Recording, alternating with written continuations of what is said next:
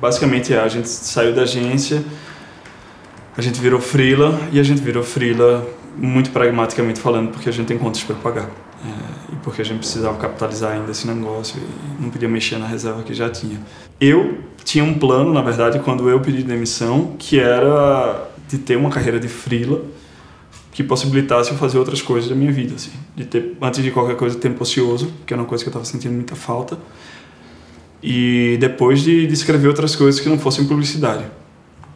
E aí, na primeira semana, isso foi caindo, quando eu tomei o primeiro show com o Bocchese, que já tinha a ideia de abrir um negócio, quero abrir um negócio rápido e tem que ser agora e não sei o quê, porque é urgente isso. E eu falei, cara, faz sentido, mas aí a gente começou a conversar sobre prazos e tudo, e eu fui aos poucos convencendo a gente a abrir um pouco depois, assim. Mas sim, freelar por dinheiro. Então, é aquela coisa, né, você nunca arruma a sarna demais pra se coçar, né? Nunca é demais. Um fim de semana que a gente tá enlouquecido, querendo abrir experimentalmente no sábado, recebendo fornecedor, saindo pontualmente para comprar coisas, tipo coisas, produto de limpeza, por exemplo. Como é que a gente ia fazer a faxina sem produto de limpeza? Aí tem que fazer o corre. E em cima disso tudo, apareceu a chance de freela, que é, assim, a gente não pode negar, né? Da atual conjuntura financeira, toda grana é bem-vinda e é um freela para amigos, assim, então a gente não é uma coisa que vai doer, é uma coisa que eu já fiz muito, então é só arrumar um tempinho. Mas aí uma noite mal dormida, 2, e vamos que vamos.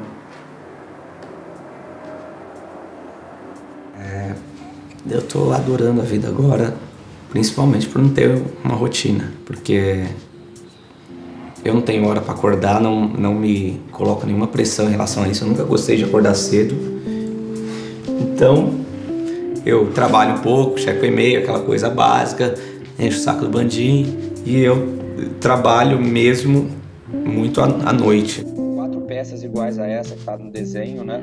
O horário que eu faço tudo, desde das coisas no computador, por exemplo, pesquisar equipamento para comprar, falar com loja, gravadora de disco de fora, mandar e-mail, blá blá blá, pesquisar, até lavar os discos usados que eu já comprei, assim, que muitos deles vêm sujos, é à noite que eu sento e vou fazer isso.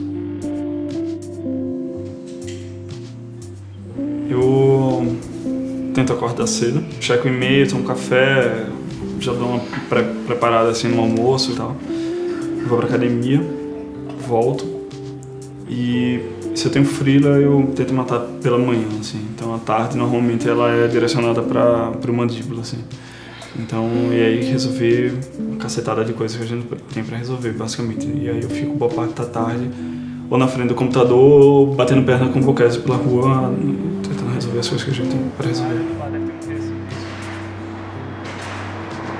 Vai tudo aqui em área ajudada, uns 30 metros quadrados, mais 2. Embora eu tenha feito muita coisa, tô bem, assim. Não tô me sentindo cansado, entendeu? Isso é muito importante. Então, eu acho que é mais por aí. Mais um pouquinho, né? Não tá indo aí. Tá. No começo, assim, a gente tem consciência que vai faltar tempo pro mandíbula, em vez dele proporcionar algum momento de ócio pra gente. Mas a gente espera que com a evolução do negócio a gente venha a ter tempo livre. Somos sócios, a gente pode revezar, enfim. E eu quero fazer melhor coisas que eu já faço há algum tempo e nunca me aperfeiçoei, como tocar violão, tocar guitarra.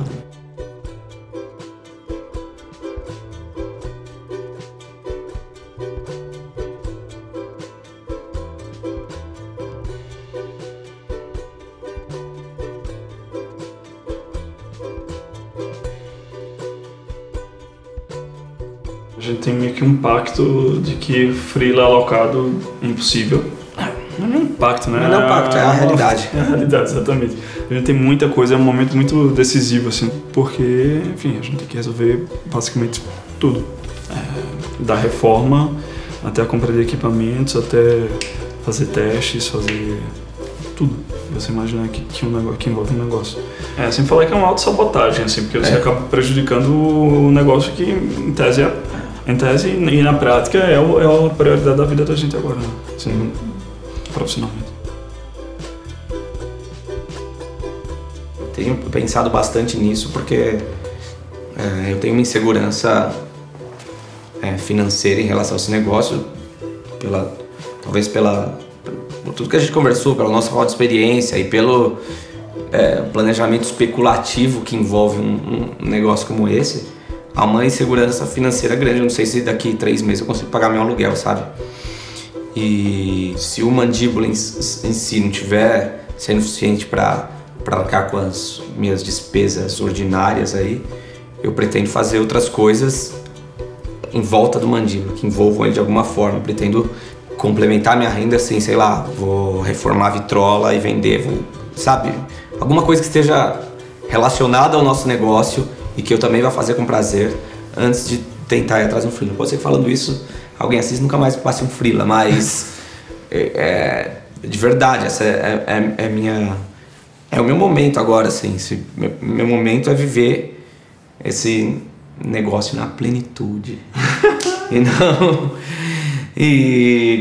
não focar minha atenção para outras coisas. Não sei se vai ser viável, se vai ser necessário. Daqui 3 meses a gente conversa, mas antes de me esforçar para pegar um freela, eu vou me esforçar para ter outras coisas ao redor daquele negócio, se ele não for suficiente.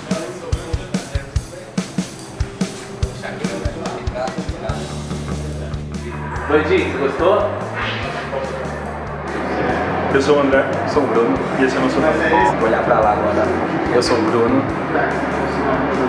E eu esqueci. Eu sou o Bruno. Eu sou o André. Esse é o nosso banco. Foi. Mais? Obrigado. Eu já fiz uns 10, assim, eu sou o André e esse é o meu banco. Gente, o que mais que falta fazer? A obra tá acabando, não sei que vocês vão filmar mais não, né? O quê? Espero que vocês tenham bastante material.